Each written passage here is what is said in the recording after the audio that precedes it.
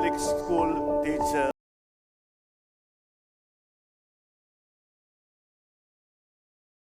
a tax-free teaching allowance.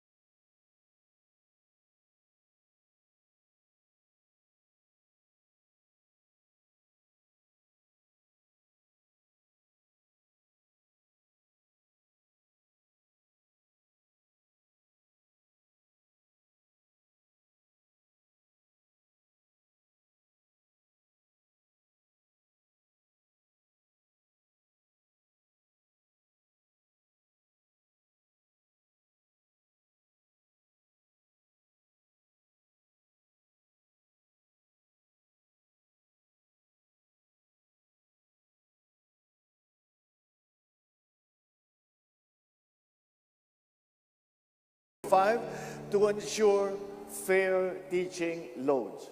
We cannot impose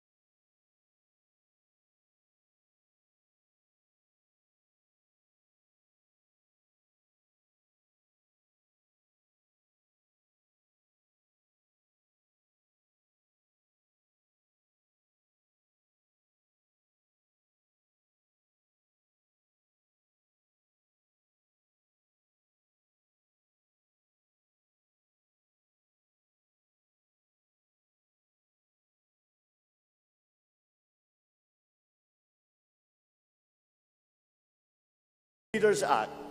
We opened wider and clearer career paths.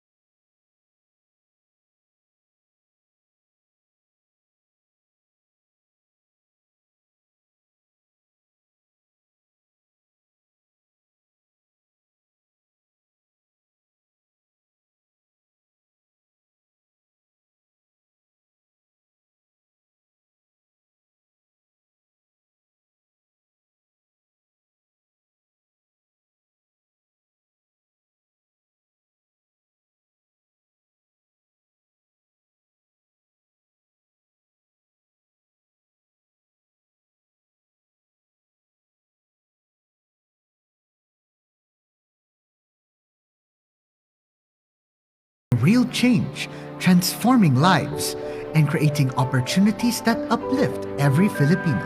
In 2022, the Marcos administration embarked on an ambitious development agenda.